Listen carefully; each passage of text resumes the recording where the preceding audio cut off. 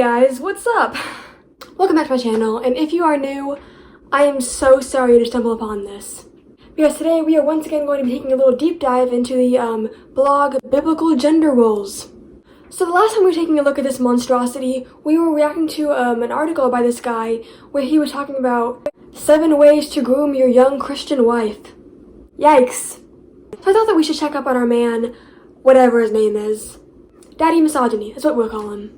And so far, he's literally just been writing a bunch of articles about why it's a man's God-given right to spank his wife.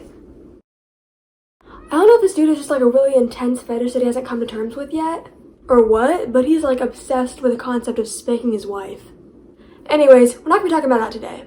No. Instead, we're gonna be talking about how much he hates gay people. Woohoo! Because of course he hates us, why not? If you're gonna be misogynistic and abusive, you might as well be homophobic too. So if you haven't yet heard this blog, here's a little sneak peek at some of his articles. We have, Why God Wants You to Stay in an Abusive Relationship. Career women are failures in the sight of God. Wait, shouldn't that say eyes of God? Career women are failures in the eyes of God, not in the sight of God? Someone didn't finish school. There's also, it is not a woman's consent that matters, it is God's. And, does the Bible say that it is okay to murder women? Sir, who asked? If someone just casually asked you if it's a sin to murder women, you should not be writing an article about that. You should be calling the police. I literally can't make this crap up. But today we will be discussing 7 ways for Christian parents to confront transgender and homosexual desires in their teenagers. Oh, and he put a little X over the pride flag. This should be great. So basically the first part of the article is like a letter from a mom who's saying that her 15-year-old son has come out as transgender, and he's telling his therapist that he feels like he is a boy trapped inside of a girl's body, gender dysphoria. And the mom is basically saying that she doesn't care about her son's mental health and well-being, and she's not going to let him transition because the Bible. Even though her son is feeling depressed and suicidal because of how bad his gender dysphoria is. So she's asking Daddy Misogyny for some advice, bad idea. My advice would be to either educate yourself on the matter or go back in time and don't have children because you're not doing a good job. But anyways, here's what Daddy Misogyny has to say about it. So he begins with saying that he understands her struggle or whatever because his brother is gay and that upsets him for some reason. He doesn't appreciate how his brother keeps shoving his gay lifestyle in his face. Because that's what we do, obviously. See, what I do is I carry my pride flag around at all times with me so I can just be conservatives with it. That's the gay agenda. But he's learned to love his brother even though he's gay. Hate the sin, love the sinner. Yeah, the problem with that is that you can't love somebody while hating something that's part of their identity. You couldn't say, oh, I love you to death, but I hate the fact that you're a woman. That'd be sexist because you can't control the fact that you're a woman. So saying that you love somebody but you don't like the fact that they're gay is homophobic because they can't control that. That's just part of who they are. You can't say that my sexual identity, something that's just part of who I am, is inherently sinful. You can call me a sinner, I'm okay with that, but you can't say that I am a sin. But whatever, let's see what life-changing advice he has for us. Step 1. Acknowledge your hurt and disappointment. You cannot deny or suppress your hurt in this moment. You need to let it out. Cry to God. You need to cry. You need to seek out your support from your pastor and other close Christian friends. Ugh, that reminds me too much of what my mom said when she found out that I like girls. See, I didn't come out of the closet, more like I just got shoved out of it. But when she found out, she came up to me later and she was like, I prayed to God and asked for guidance over what to do last night, and he told me just to love you. Which sounds nice at first, but I was kind of just like, wow, I'm really glad that God reassured you that you still have to love me, even though I'm gay. She acted like I robbed a bank or something. I was like, I literally didn't even do anything, I just like girls. I'm not even dating anybody. Why are you so upset? Anyways. Step 2. Speak the truth in love. Speak the truth of the Word of God to your teen in a loving way. Explain to them from the scriptures that God condemns this type of behavior, whether it be transgender behavior or homosexual behavior. What the heck is homosexual behavior? Or transgender behavior? It's not a behavior, it's just a part of your identity. It's just who you are. Also, he says that as if the kids don't even know that. Growing up, I thought that gay was the worst thing you could be called. I was told that it was a sin and that it was perverted, and I believed that for a while. When gay marriage was legalized when I was 9 or 10, my family literally said it was a sad day in America. It's not like I didn't know how they felt about it. I literally spent most of my 6th grade year trying to convince myself that I wasn't attracted to girls. Even though I was having crushes on 3 separate girls that one year. The point is, if my mom found out that I was gay and she tried to read me Bible verses, that wouldn't have helped. That wouldn't have done anything.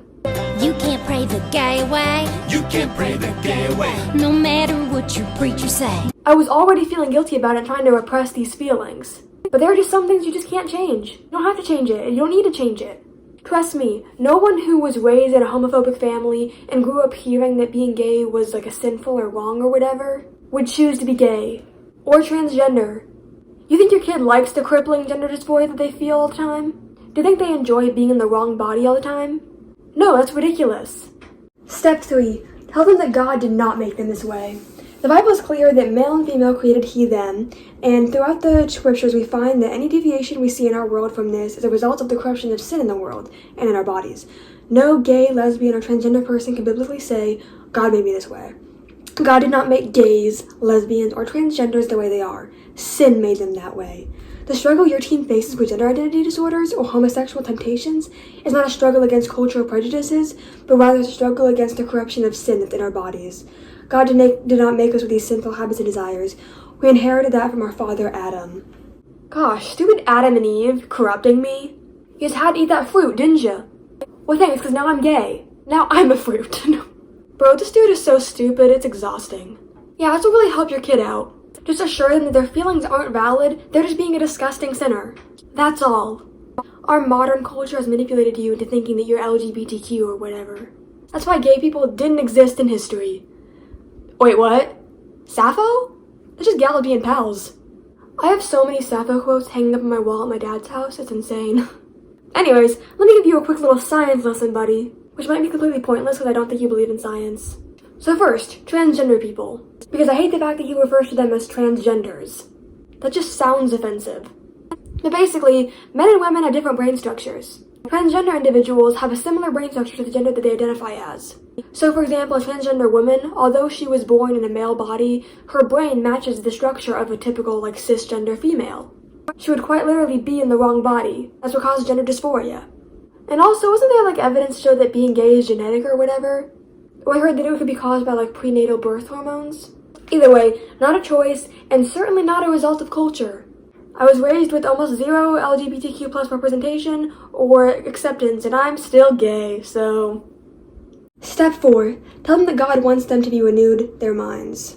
In the same way that people with other defects must overcome their defects, so too, God called on those who struggle with transgender and homosexual desires to see these desires as a sinful corruption of their mind, and they must resist these urges and thoughts. So just being repressed? Bro, I already tried that. It didn't help. But he's just over here oh yeah, those completely normal and natural, sexual urges that you're having that aren't hurting anybody else and are completely out of your control? Disgusting. Oh, you're LGBTQ? Just don't. Just say no. Just try repressing your natural feelings and hating yourself for them. That's a super healthy coping mechanism, trust me. Step 5. Help that they cannot do this alone and they will need to depend on God and others for strength. Try and get them to see a professional Christian counselor or pastor that specializes in helping teens who struggle with transgender and homosexual desires.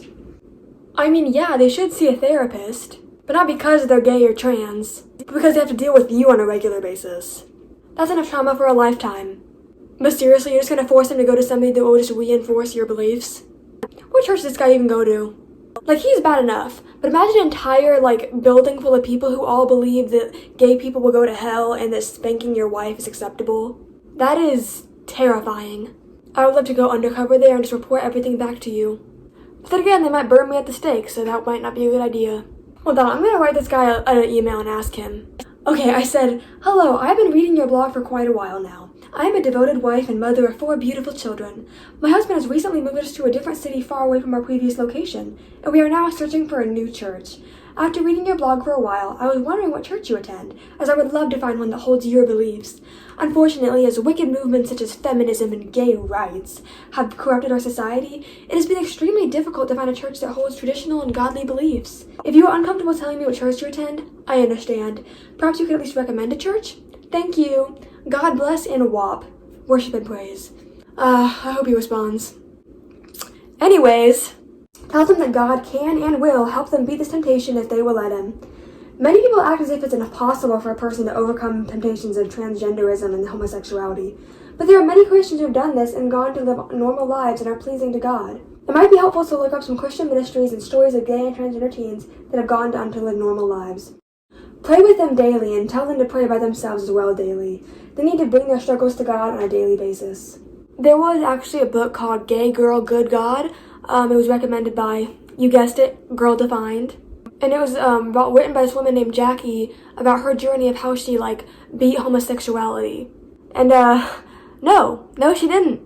In the book, she describes quite clearly how she's still gay, she's just really repressed again. She talks about how when she was with a woman, she just felt happy and comfortable and, natural. It just felt so natural to her. But since she's left behind homosexuality and is now with her husband, she doesn't even like hugging him. She basically describes her relationship with God as simple obedience. She still struggles with her attraction towards women, but she just chooses not to act on it. And instead be in an unhappy marriage with a man that she's not attracted to. So yeah, you can resist the temptation. You very well can just be gay and not date people of the same gender. But you're still gay. You're still attracted to the same gender. You're just not accepting who you are. Not only are you gay, but now you're just gay and miserable. Sounds fun. Step 7. Tell them that your love for them and God's love for them has not changed because they struggle with this temptation. We all face different temptations due to the corruption of our bodies by the presence of sin in the world and our inherited sin nature from Adam. I think this is not proper grammar at all. We must show our children the love of God. He truly wants to help us and renew our minds if we would let Him and depend on Him. Honey, you being gay does not change how much I love you. Oh, good. Thanks, Mom. But it's disgusting and sinful, and I'm shipping you off to conversion therapy as soon as possible. Yeah, I really feel the love. Thanks.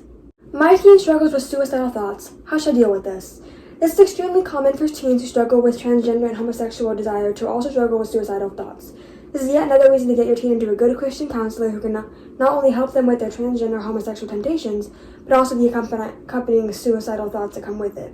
Even teens who struggle with transgender desires and homosexual desires who do not come from Christian homes struggle with suicidal thoughts. The reason for this is that even our corrupt world knows deep down that transgender behavior and homosexual behavior goes against the law of nature. We can try and pretend that it does not, but we know it does. No, it literally doesn't. You do realize that homosexuality has been seen in hundreds of different species all around the world, right? 450, I think. But on the other hand, you know what other species don't do? Spank their wives. Who's unnatural now? And even if something is unnatural, that doesn't make it necessarily wrong. Clothes aren't natural. That doesn't mean that wearing clothes are bad, and in fact, you probably value modesty a lot. Electronics aren't natural, but you're using one right now to write this. And no, LGBTQ plus people are not just suicidal because of our inherently sinful nature. A lot of us are suicidal because of you people like you who tell us that we're disgusting and unnatural. And that something that's a part of our identity that we cannot change is bad. I mean, my suicidal thoughts as a kid weren't necessarily linked to the fact that I was gay. I just had really intense mood swings when I was younger that caused me to have these kind of thoughts. I've also gotten to the point where I just really don't care about homophobia anymore. I mean, it's fun to make fun of articles like this, because they're just so ridiculous, but it's not gonna keep me up at night or anything. I've gotten to the age where I don't really give a crap. I don't need anybody else's permission to be myself. A lot of people haven't gotten to that point yet, and your article really isn't helping. Be ready for your faith to be tested. There are a few things in this world that will test your faith more than when your own child tells you they are struggling with transgender or homosexual desires. It becomes even worse when they reject their faith and choose their transgender or homosexual desires over their faith. They may even make you choose between your faith and accepting their new lifestyle. They may threaten to commit suicide if you do not deny your faith and embrace their sin. You cannot deny your faith in order to appease your teen's sin. Tell them that you love them, but you cannot deny God or His word. If they choose to depart from you because you will not deny your faith, then you must tell them to depart and give them over to God. First of all, why do they always say that things like this will test your faith? My mom said the same thing growing up. She always said that having a gay kid would be the hardest thing in the world for her, but she would still love them or whatever. I'm just why? I could be out here getting bad grades, going to wild parties and getting drunk, vaping in the bathroom at school, shoplifting, or just committing any crime. But no, I'm just gay. I'm not even in a relationship either. How is it the hardest thing to deal with? And what do you mean, deal with it? What are you dealing with? You don't have to do anything. But I was oh, your kid is really depressed and suicidal because their entire family thinks that they're disgusting and sinful and won't accept them for who they are? Sounds like a personal problem. This dude, his kids are going to need a lot of therapy once they get away from him. So that's all we're going to be reading today. Thank you for watching if you managed to make it this far. I understand if you didn't. I should probably start putting a disclaimer in the beginning of my videos that you might need to be relatively intoxicated before you watch this just to make it through. For self-care purposes. Anyways, I hope you guys enjoyed this video, and I will see you guys next time. Stay safe, y'all.